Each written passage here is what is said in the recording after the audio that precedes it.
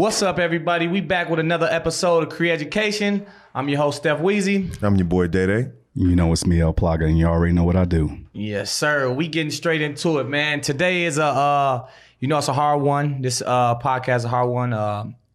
I recently lost a really close friend of mine. The police/feds, gunned him down in Uptown Minneapolis. His name's Winston Smith, man. Very good friend of mine. And rest in peace, brother. Rest in peace, man. Let's get a little quick second, a moment of silence for him. Yes, sir, man. Winston, that was a quick one. Love you, Winston, man. You already know how we do it. We getting straight into it. He want it just like this, brother. Yeah. So today's episode, man, I wanna bounce back into trauma part 2. Because it's something that so many people go through. And especially my boy Wentz, man. He was dealing with a lot of trauma, and I'm not sure if anybody follows me on Facebook or Instagram, but I want to just tell y'all quickly, I posted a video of my boy Wentz. I was like a big brother to him in a sense, because I always would encourage him. And I went off and seen a lot in life, and I just seen a lot of him and me. Because we both grew up in the same area, the same neighborhood. We was both out in the streets, getting to it. And but he always had that gift, man. He was one of those people that whenever you was around him, he'll make you smile, make you laugh. Like it'd be the worst situation, but every time, he just make me laugh. And I always we weren't around each other back then a lot, but every time we seen each other, it'd be a quick little 2-minute conversation, but it was always nothing but laughs. And I always told him man, I need you in these videos, man. I need you in these videos. But then that's just the type of person he was, man. Just full of love and energy and life. But growing up in the ghetto and in the community, it's a lot of trauma around us, and a lot of cases. And what he was dealing with was a case he had over his head. So he was dealing with a gun charge that wasn't even on him. The gun wasn't even on him. It was just in the area, and the police pinned it on him. And pretty much what happened is, he didn't, he was like, man, that ain't mine, and they charged him with it. So, not going to doing the court stuff and everything, lawyering up and everything. He was just like, man, that ain't no way I'm doing that ain't mine. But, when it all came down to it, they charged him. And he was looking at 4 years over his head. And I had a video on my page, and pretty much what he was doing was he was talking about the whole case. So whenever anybody gets a chance, I want y'all to see that video, and I'm definitely going to push it more and get it on outlets. So it's going to be out there. Do that. But it's on my Instagram right now, the Steff Weezy. And pretty much what he was saying, he was just explaining about the case, and he had a what's it called, like a prophecy about his death. He said he's seen it coming. He's like, man, I feel like the police were gonna kill me. He always would talk like this, and now that I look back, and the trauma is so real, I look back at messages where we were going back and forth, and he was talking about man, I think these people trying to kill me, but he would always put smiles, and me just. Now I'm looking at the messages in detail, wow, he knew this was coming. And I was on some, thinking he's playing about it. And I would always I never take anybody as a joke. And he, I'm like, if you need to talk about it, let's talk about it. What can we do right now? You know what I'm saying? I'm like, we gaining so much momentum. Even worst case scenario, you got to go sit down for these years. Let's put out enough content. Let's make a movie. Let's make 2 movies. You know what I'm saying? The way we're doing these skits, we can make 2. I was always just trying to find options where, worst case scenario. Yeah. But he was literally, that he was venting to me. You know what I'm saying? And with the laughing emojis. And it's that's something that I feel like people should pay more attention to, I always gave him his flowers, and I was always there, but his energy was so magnetic, bro. So magnetic that you couldn't tell that he was going through things. Anything, right. He got what I'm saying? Jokes for days. He just loved, he would get up more in it. Let's do the skits. It was to a point where he was getting it more than me. I've been in it for 9 years. He just started doing this stuff with me for a year, on the serious side. Me and him did 1 or 2 skits throughout the year, but he never was serious, but he seen the light, and this last year we was flooding him. We probably did about 50 million views alone, me and him. But I say all that to say this, trauma is really real. And he was expressing himself. Cause I told him, like, you know what I'm saying? Like, find your lane, find your niche. And he was doing something called car talk. And that's where I captured that video from. It was random. I just started scrolling through the videos because it's kind of hard. Well, it is hard for me to even look at the videos. I scrolled and I stopped on one, and then I even scrolled to the middle of the video exactly when he said what he said about seeing the police kill somebody. And he was like, that was just the wrong way of thinking. And, you know, at the end of the video, he was saying like, you know, this ain't how you have a purpose, and you should, you know, figure that out and don't fall victim to, you know what I'm saying? All the negativity. Well, what you did, not even to cut you off, but what you did is something that a lot of people need to take more heed, take more time, take more perspective and do. Because what you did by going through his videos, see, nowadays we live in the social media age where we can go back and kind of vicariously relive that person's life. Yeah. And that's a process of mourning. Because you had a deep relationship with bro. Yeah. And you took the time to heal you by remembering him in the best light and not so good light. All that you needed that to be able to process so you can move on. Because if you didn't do that, you would have taken on a phenomenon that I call trauma flight. So in all my years of dealing with, you know, brothers coming in and out of the penitentiaries and the DOC, I've started looking at trauma and the stuff that I did with my psychology degree and everything. And I'm like, yeah, I don't want to put these goofy ass white terms on it. I want it to be something that people can relate to. Yeah. So trauma flight is just that phenomenon where you're compartmentalizing and holding separate aspects of the deepest pain and the deepest things that hold you held hostage. Yeah. And what you do is you overshadow it with humor, or you overshadow it with things that can distract you or keep you away from it, or even complacent. Materialistic things, buying things. Yeah, absolutely, Brother Day Day. And so that happens when you don't do what you did, Weez. Yeah. That time that you put in, feeling the pain that you needed to feel and let it. Even taking a break from the podcast. That was so good that you did that, because it's imperative that we do these things to help ourselves. Otherwise, trauma flight will take you to a whole different, darker place if you don't address it. Dang, that's deep. Man. That's really deep. Even like the videos we did, we all, if you see through our timeline of videos, we talked about, we made not fun, but we did comedy videos around what was really going on. He had one with the F the police. We pressed up the F the police shirt and saying how people always like F the police. But as soon as we seen a lot of police, he's hiding the shirt, you know, with his case, you know, we made a timeline, and I'm looking back at it like, wow, this is deep. Anything that we sat in that car, we'd get up, sit in the car, come up with a skit idea, but we'd talk about something and instantly just turn it into a joke and make people laugh off of it. But this was real life situations. I'm looking back at it like, dang, we talked about your court case. We did a video about this. Yes, bro. We talked about, you can't, because this is a thing. He was going into court, and I'm like, man, you can't take it serious. I'm like, you got to take it serious. And he was like smoking in the car and tattoos on his face. And he's like, man, I ain't worried about that, man. They ain't gonna, you know what I'm saying? I ain't doing it. And then he came out the courtroom like, man, they talking about giving me 10 years. And I'm like, man, I told you, talking about I'm smelling like trees and I ain't taking it serious. But we joking about this stuff. You know what I'm saying? But I'm like, this is deep. At the same time. This ain't no joke, bro. This is real life. And you know what I'm saying? We just making light of it. Absolutely. And that's where even me with the jokes, man, I got a lot of pain, you know what I'm saying? I came up from a lot of stuff, and it was like a defense mechanism. This was my back, you know what I'm saying? I had the bogus shoes on, so I had to be the most creative with my jokes. Like, you ain't getting me, I'm getting you first, you know what I'm saying? So you had to get into that creative bag, you know what I'm saying? Because I didn't like that feeling of, you know what I'm saying, being played. Mm-hmm. And that's deep in trauma, man. And well, Brother Gabe even touched, shout out to Brother Gabe, who's doing our engineering today and helping us out. I really appreciate him.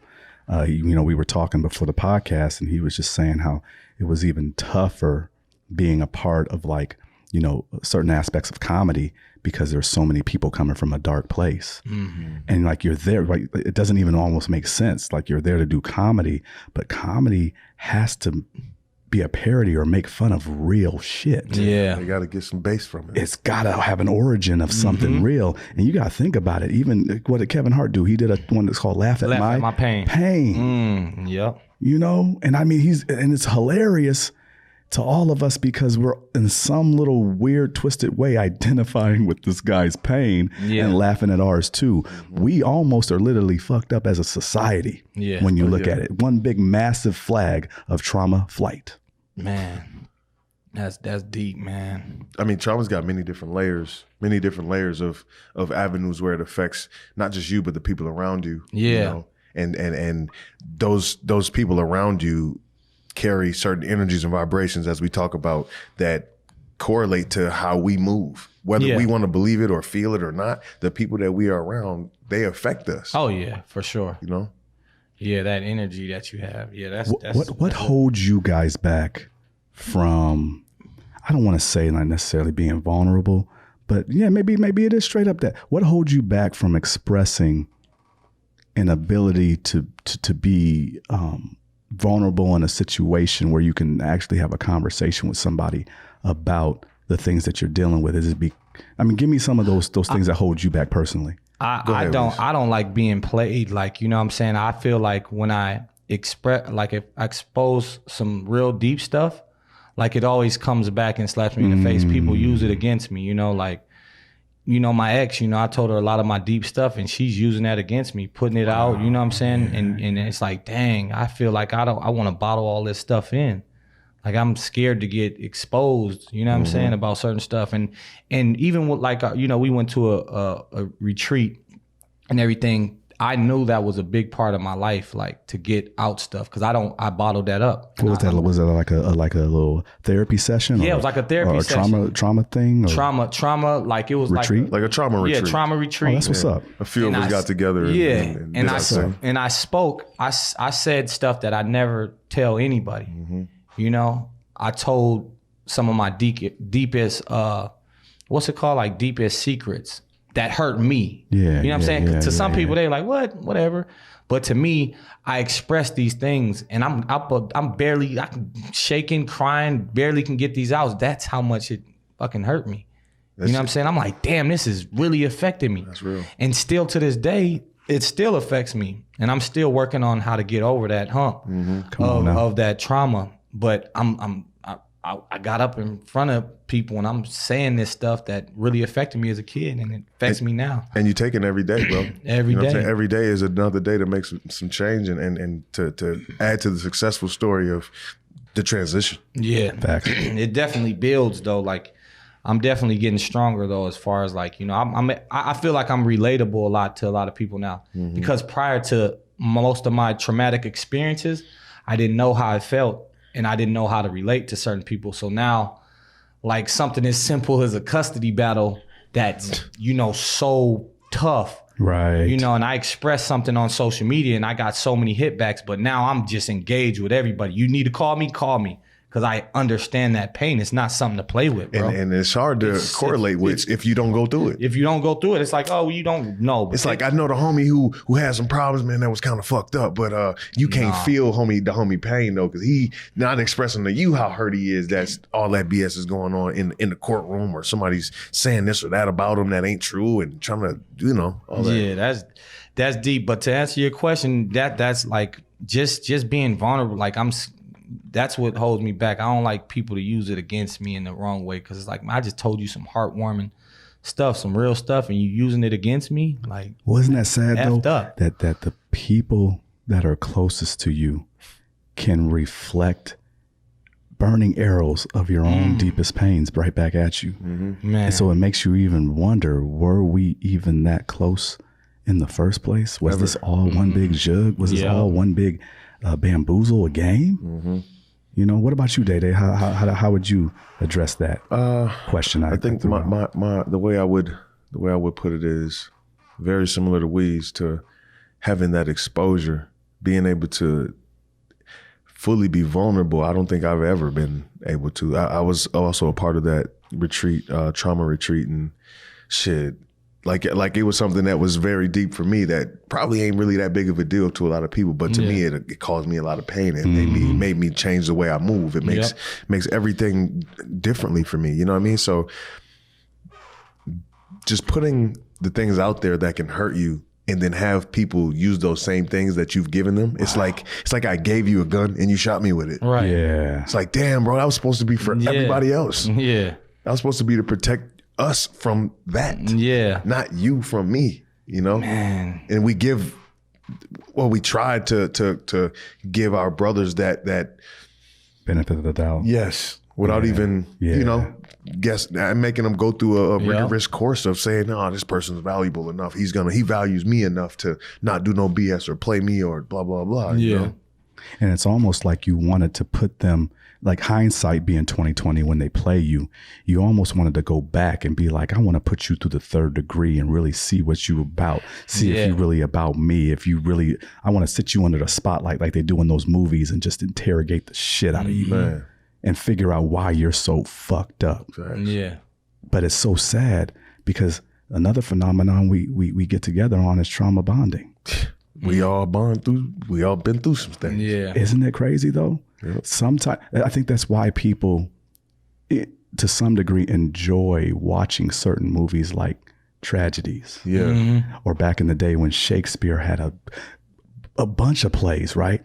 People would come far and wide just to watch some crazy ass shit. Like 2 people drink poison and die together because they couldn't be in love with each other. In Romeo and Juliet. Unreal. The people came far and wide, and that is, to this day, it's still a very well-known play. Yeah. Why are people so drawn to that? Why do we, because that's, when we're talking about chakras and energy, that's low vibrational. Very low. So what do y'all think is like attributing to that? Because this is a lot of dark stuff that we talking about. Well, I think that people having their what do you want to call it, their own mindset on like us bonding through trauma. It's like if a kid don't really have trauma, but he wants to act like he's got trauma so he can hang with us. And sure. You know what I mean? So now he's accepted, like, oh, you've been through some things too, bro. Come on to the table. Sure. Because if you felt like if you were your pure self and say, hey man, I haven't been through much, but I can you know, I feel bad, you know, for you. I can feel for you. I'm praying for you or whatever. But then it's like, nah, but you don't get it. Like the little rich kid that comes and hangs in the hood. Yeah. Exactly. And he just want to be on. Yeah. Right. Yep. Yeah. See, that's deep. Yeah, that and it's like I use that formula because I see what's working. You know, I'm big on social media, and me and Wince, we did a lot of realistic, effed up videos that I knew was gonna cause distraction. I'm like, damn, that's pretty effed up. People love this though. Like we would sneak gems in there. That's one thing. Shout out to Winston. He was like, man, I want to have purpose too with these videos. So we would sneak gems in these videos. So even though we joking, like we'll do a PPP, not a PPP, I'll say a stimulus check. He gets his stimulus check. He hops off the bus with 10 bags of, you know, he got some Louis Vuitton shoes, some clothes. He got a bottle of Hennessy. And now he like, bro, I just blew the bag. And I'm like, bro, we just talked about the LLCs. You know what I'm saying? So we're throwing this in there, and it's like, you know, it's funny, but it's also a skit. You know what I'm saying? And it's like we adding gems, but then it's like, man, it's tough because I know I got to get people's attention on some, prior to building up to this.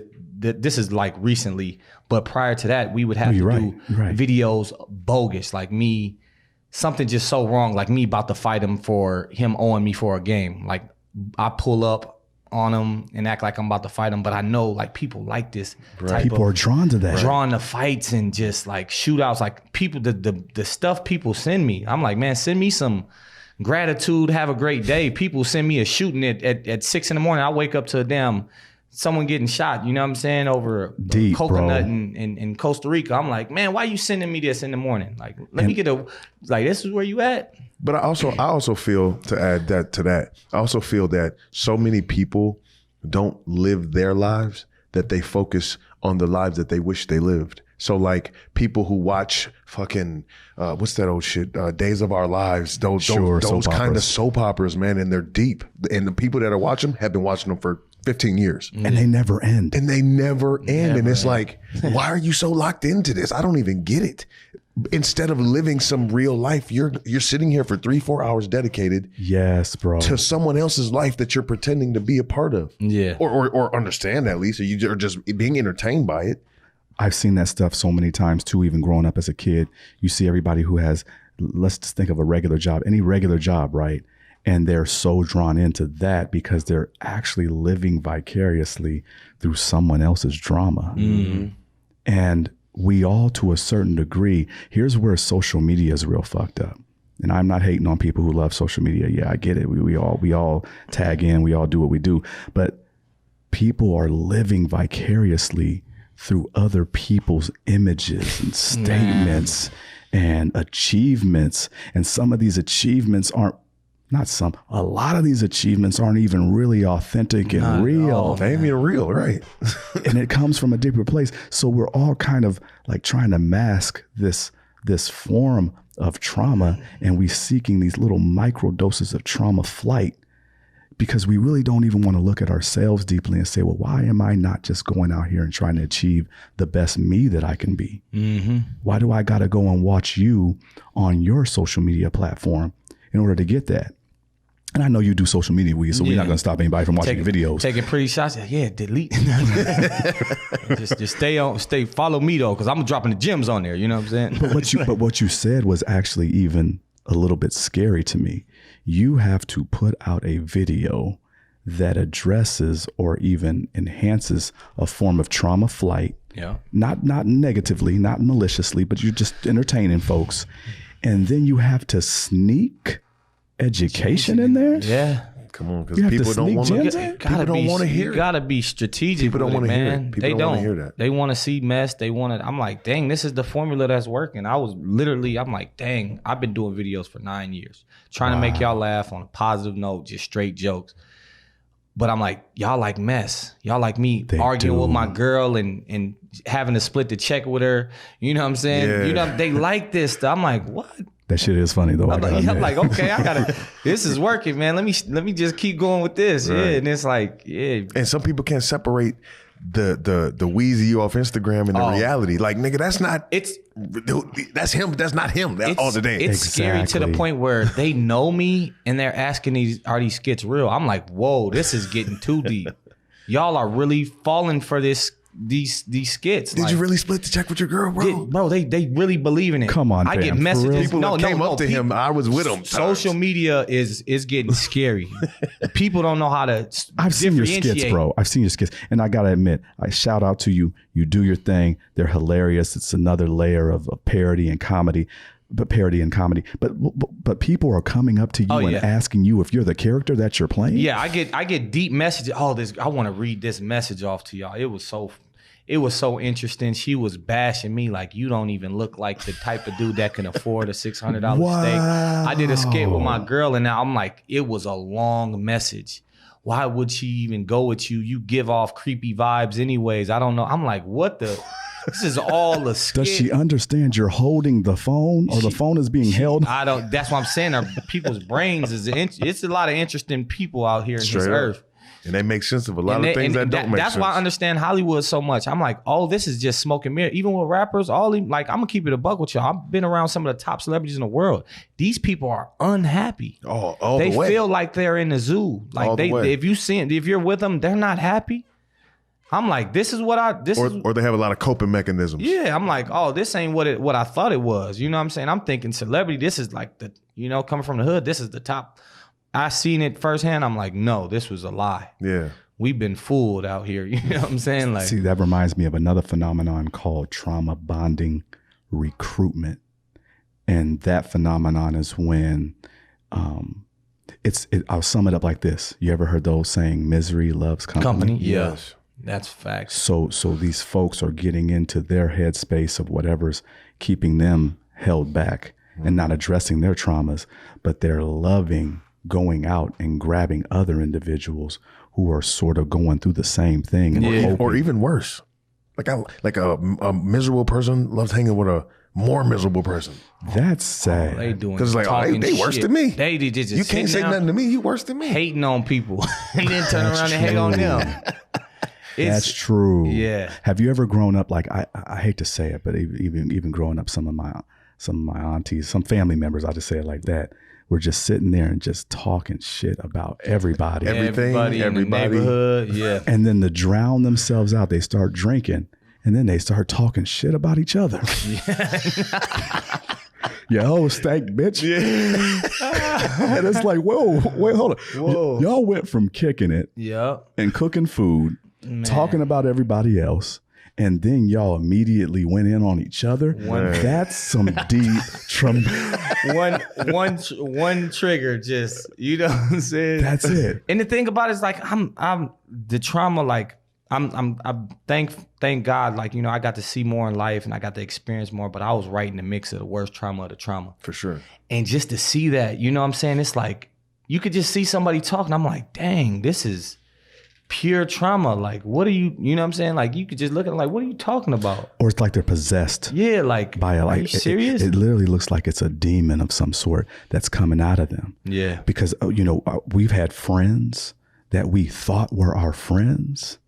And then slowly over time, they're giving you little signs and symptoms that they really don't feel you like that, but they still love you at the same time. It's this love-hate. Yeah, it's so hard to understand for me because I'll be, how can you love me and be hating on me at the same time? I just don't get it. What is that? And then when we would sit down and we would have dinner, at times you can just catch them just staring at you, kind of like that, stare. like wanting to be hating you. Stare.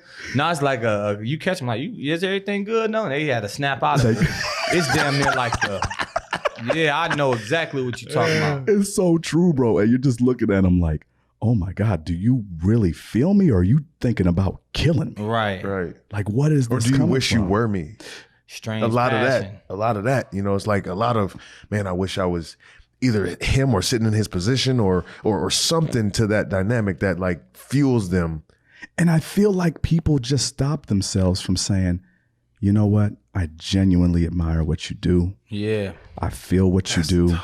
I know you're busy, but if you had any time, just throw a couple of pointers my way because I'm trying to get me right. But nobody wants to be that person. There's too much respect. That's too much humble. Yeah. You know, have you ever heard the old saying, there's too much like right? Oh, no, I haven't. That's the My first pops time. used to say that to me all the time. He's like, that's too much like right, meaning that's too right for people to do on their own. Meaning That's like crazy though.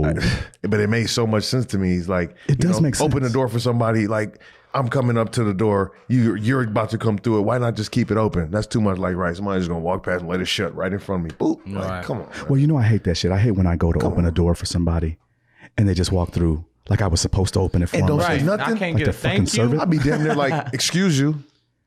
Shoot, I'd be wanting to stick my foot out as soon as they walk through there.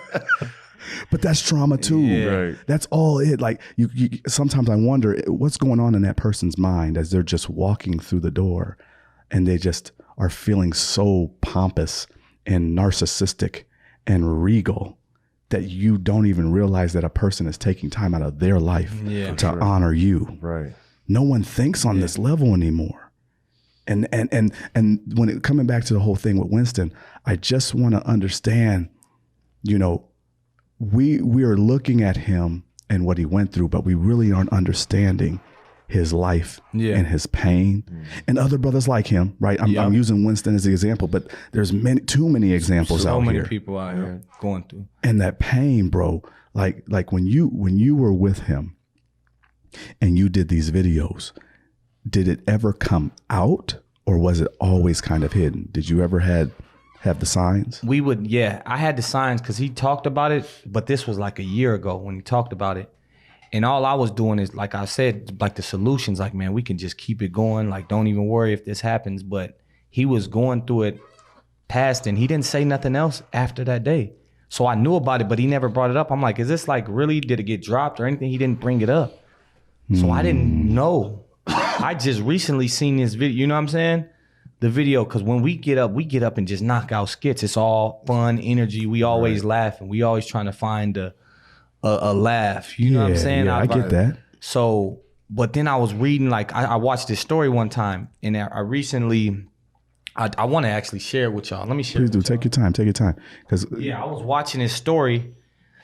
I was watching Winston's story, and I said something to him. I'm like, hey, man, like why you, like, cause how we joke is like, why you really venting, saying how you feel? Cause everything is a joke with us. Like, we literally, but then we get on a serious note about these videos and what we can really do with it. But, you know, most of the part is a joke. But he said this, I'm gonna share everything with y'all. So he said something, and I was like, I gave him the eye look, and then he gave me the crying eyes back, and then I said, nigga saying what's really on his mind. He said, bro, this case is driving me crazy. No, LOL.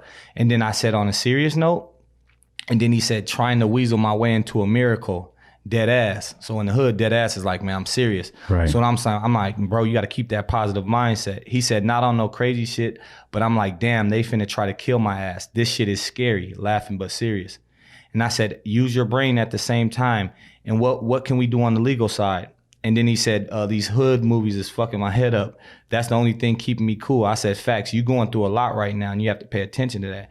Not only, and sometimes you don't even know you're going through it. It's a subconscious thing. And then he said, exactly. And I said, subconsciously, you got to pay attention to that. He said, hit me though. I'm turned. You know, we men, I think about the kids. This is my main worry. I want to raise them. Let's get to it Monday. And I'm saying, yeah, we going to do it. We have to map out everything in every scenario. Let's do it. But like that. He seemed like he was torn in completely two different places. You're giving him insight about how to handle the situation, and then there's a part of him that's answering that with the respect of I really want to address this and handle it. But then there's the part where he said, like, he was watching these hood movies and getting turned up, where it's all that seems like propaganda. It's like a Dr. Jekyll, Mr. Hyde happening on the inside, because he's not able to really cope with what's going on. That was crazy little text, man. Yeah, and I look back at it, and I'm like, as much as we joke, I wanted to help. Like, I reached out, told him, like, I'll help you with legal fees, whatever you need. Right. And this is like, I think after the case, because I didn't know too much about the legal side, but I think he already took not the plea, but they already gave him the time. Yeah. And through the COVID, he just kept pushing it back, like, oh yeah, I got COVID, and just a lot of things that I'm learning after his death. You know, but it was like, he reached out like that. And I'm like, dang, I need to take that more serious. But I always got into the car with him and talked, like, you know, I wanted to know, like, is everything good? Starting it off like that too. Like, is everything good? Like, on a serious side? Because I would come and vent to him, and it was like, you got all this stuff going on, and you smiling and cracking up. And that's the type of energy was. He was like, you know, everything is like the present moment. That's what he was always big on. He's like, man, everything is irrelevant. You know what I'm saying? He was just trying to live. The future is irrelevant. The past is irrelevant. It's about right now. Like, you know, we got to live for the now. You know what I mean? That brother was dealing with so much pain. He was just trying to live at that particular moment, at that particular time. That's why the videos came with so much funny, and that flair was genuine. Yeah. Because at that moment, he's just living the laughter. Living the joy, because he knows when it's over, he's got to go back and deal with this other reality. Man, and that's something so tough to deal with. Even 4 years, I can't even. 4 years imagine. Is a long time. Yeah. And then the fact that you didn't do that. It wasn't your gun. It wasn't in your possession. It was placed on you. That's tough to even process. And then the fact that the news, like, and I wasn't even big because I know Winston for real, and I want the world to also know who he really is. They try to slander his name immediately. Oh, he was a murder suspect. All of this stuff that they retraced all these statements on, but they're not blasting that. How they first off was like, oh, he was a murder suspect, and they killed him. No, he didn't. The witness said he didn't pull a gun out. They said he shot at them first. The witness said no, they shot him first. Oh my he didn't God, he didn't go for no gun. He was going for his phone. You know what I'm saying? He was terrified. They all came in unmarked cars. So the narrative they try to put out there instantly was all false. So he was probably going for his phone just to try to record the situation. Record the situation. And keep the world at view of what was happening. Yep. Finally had a platform enough for people to see. Yeah. This is more fucked up on so many levels, that the people in society that we are supposed to trust and run to when things go wrong we now have to resort to grabbing a cell phone to be able to hold them accountable. Our only level of protection. Their badge is supposed to hold them accountable. Their oath is supposed to hold them accountable. And we can't have a real interaction with figures of authority without fearing for our life. 'Cause I literally have no record. I've done nothing wrong, but I still get the anxiety when a cop rolls up on me. And I've talked to some of my white counterparts in business who say, I don't really think anything of it. I just think that it's going to be a time where they're going to pull me over and they're going to maybe tell me that my taillight is out. I don't really worry about it. And I'm just like, no. Keep it for real. My taillight could have been out, but I could get shot out. For sure.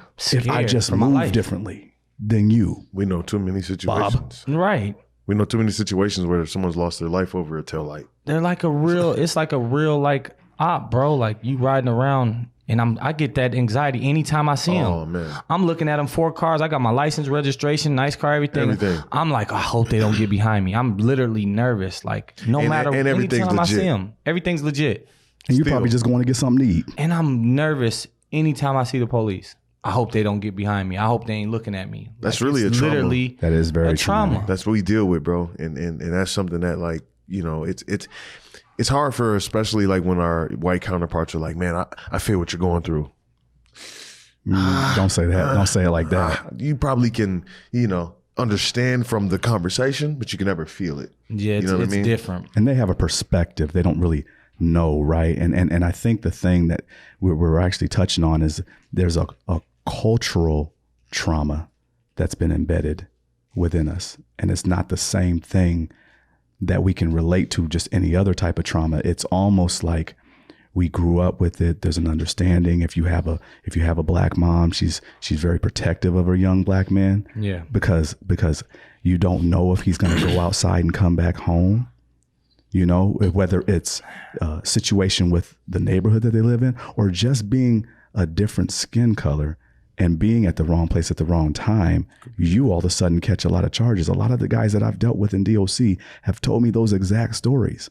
And some people, some counterparts say, oh, of course they'll say that. Everyone says they're innocent. Right. No. There's some really actually are. Legitimately, a lot actually are. And there's some legitimate evidence, but then it's because the system is designed the way it's designed to kind of keep you cycling and pumping through. I dealt with a situation with the system where they literally at this boardroom table said 60-day vacations. Now, let me tell you what that phenomenon's about. It's when a person has been incarcerated and they've been on a cycle or they're on a list of recidivism meaning going in and out of the system or in and out of jail. They get to get out. They get to get a parole officer or a PO, and that individual basically allows them out for 60 days. But they already kind of know what's going on with them in their case and their history, where some point within that 60 days, they're sending them back in. So they literally are talking at this in a professional boardroom where, of course, I'm using this voice when I'm at that table and I'm learning this shit. You need that. In front of me. Yeah. And they're calling it 60-day vacations, very laissez-faire, very cavalier about it. And this is people's lives. It's 60 days of opportunity for them to get out and rehabilitate themselves or get a house. If they don't find a job or a place to stay in 60 days, they're going back in. That's crazy. Violation. It's a straight violation. See, this is, man. And this is literally just part of the system. And every single time they come out, there's another payment released. Of course. Because they have to be a part of the infrastructure. So wait, we're incentivizing going to jail. People, making it easier to trump them to go to jail. I've seen dudes get violated for kissing their girlfriend outside of the house because they were literally outside of their house that they're on house arrest with. I've seen them literally get violated because of that. 60 days, you can't be a human anymore. Right. This would add another layer of trauma. So I understand where Brother Winston was coming from, because let's keep it 100. I'm sure he knows plenty of brothers, unfortunately, that have been through the system and that have experienced a very similar phenomenon just like that. Yeah. And so now he's thinking, oh my God, it's my turn. So forget talking about the future, talking about taking care of my children, talk about having a life. I now have to prepare for this version of being alive and dead at the same fucking time. Right. Man, it's so hard. A round and round cycle of 60-day vacations. Yeah. If I'm not as fortunate, because if you don't have money and you don't have the right lawyer, and I tell people all the time, your lawyer is only as smart or able to help you as intelligent as you are. Yeah. And what I mean by that is your lawyer can't do shit for you if you don't articulate your defense for them. Yep. Then they speak legalese to a judge. The only time you need a lawyer is when you're going before a judge. If you're wasting your money any other time beyond that. Yeah. Because a judge doesn't want to be disrespected by you, who did not go to law school, who did not go through all those years and years and years of books and studying. Yep. To come and talk to me in my court. Right. Because now you think you know the law. Right. A judge isn't even hearing your case. At that point, it's not even about the case. It's about disrespecting his black robe. Yep. Something totally different. And we won't go into the origins of all that bullshit. But you see what's happening? There's so many layers of bullshit that people have to go through. And now it's been almost stigmatized or monetized by a fucking culture. We're using a culture as products. Yeah. Selling that bullshit to each other. Come on now. To each other, man. It's so deep out here, man, just with everything. I'm like, what I thought was real and it's not it. It's true, man. And that's like knowledge, man. We gotta educate ourselves, man. Early. Get them books, man. Read, man. Open them books. Early. Listen. Learn. Listen. People don't know what you're going up against, man. Know the game if you're playing a fucking game, know the rules, the ins and outs. Know all of that. You can't play a game that you haven't heard the rules to. Have you ever saw somebody try to play basketball who didn't know the rules? They immediately... Out of bounds? What you mean? Out of bounds. The fuck? Travel. There ain't no damn travel. They immediately double dribble. They immediately do everything wrong because they don't know the rules. So imagine that with your life on the line now. People, this is something... At least in a basketball game, you can blow a fucking whistle. With this life thing, that's it. That whistle man. Equals dead or jail. One of those wrong moves, man, will put you in jail for the rest of your... One bad decision, man. Or what they said in a coffin. A coffin, yeah. Because if you don't understand the law and you do something wrong on the wrong traffic stop, you got a paranoid cop that's just like, hey, I got the right to pull my weapon. Right. You're a 6'4" black guy, man. I didn't know. Right. I didn't know what he had. All of a sudden, it becomes another narrative. We as a people gotta start looking at things differently. Yeah. From a whole different mindset. A lot of it is ego. It's like, well, nigga, I ain't fuck with, you know what I mean? He ain't gonna fuck with me. He can't fuck with me. I feel like the ego, in a sense, makes us more susceptible to the bullshit. I think the ego is a defense mechanism, though. I think we're scared shitless. For sure. So we use the ego to try and overcome our fear. It's no different than stepping on a field or stepping on a court. You're nervous. Nobody wants to admit that they're nervous. Right. Yeah. But then after you take that first shot or after you take that first hit on a football field, you're in the game now. Yeah. Now the ego, you're done with it. I think in life, people use that ego as a defense mechanism to prepare themselves for the worst. Mm-hmm. Yeah. Because they don't know what's coming. Yeah. But what's even sadder is how come we don't know what the fuck is coming with the people who we're supposed to revere and have respect for. We should know that they're gonna properly pull us over and ask us how we're doing today and figure out what the problem is. It's a fucking traffic stop. It's not even like a true crime. A crime has a victim. Man, you mean to tell me I was going 65 into 55? That's it? Oh, come on, man. I'll be like, just get my ticket and get up out of it. Let me get up out of here. And it should be that simple. But we're getting to a place in the stage where the simple is not simple anymore. Like you said earlier, movies are becoming real and life is not necessarily reality. Right. Facts. But how do we fix it? Because I think right now what we're doing is a step toward it, but I don't see enough brothers taking the time to sit down and talk like this, or to engage in conversations like this, or to have a podcast like this. We got to be able to vocalize in a healthy way. Yeah. I think we've been vocalizing like niggas way too long. Literally. We need to vocalize in a positive way to get to a better reality, a better space. I don't know how you guys feel about that, but man, it's something's got to give. Yeah. I mean, us coming together is something that, like, a lot of former, in our trauma retreat was a lot of former ex-athletes, NBA, NFL, overseas guys, professionals in many different fields. And we were all going through the same shit. Going through the same thing.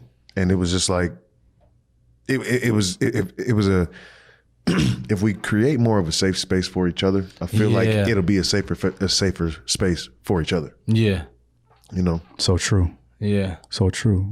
We start killing those emotional bullets so we don't have to use the real ones. Because let's keep it real. People pull out guns because they're scared. Oh, for sure. Yeah, and then when you... For sure. And when you know about all of, like, the stuff, like just the teaching we learned and everything, it's like you have more knowledge and you understand more. Yeah. So instead of this feud and you know what it is, all this testosterone, you know, we could talk it through, come to that common ground. But it's also so deep for people to even have conversations. Yeah, bro. they got to get through. We can't even talk, bro. How can we fix something if I can't talk to you?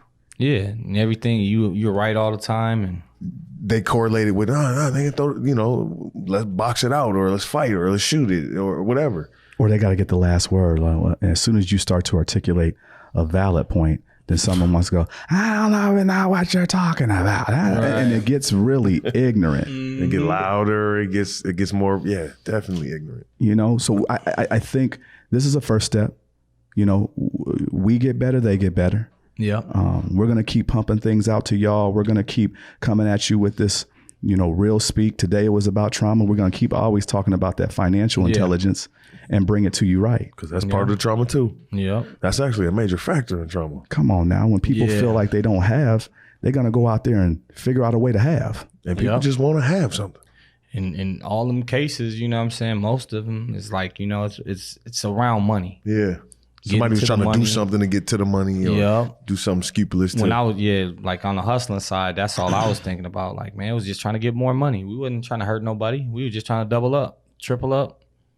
What's sad is that they created a way to make money off of the hustle. Dang. They made this entire infrastructure and system that incarcerates based off of a hustle. Dang. They gave it to you. Very small percentage.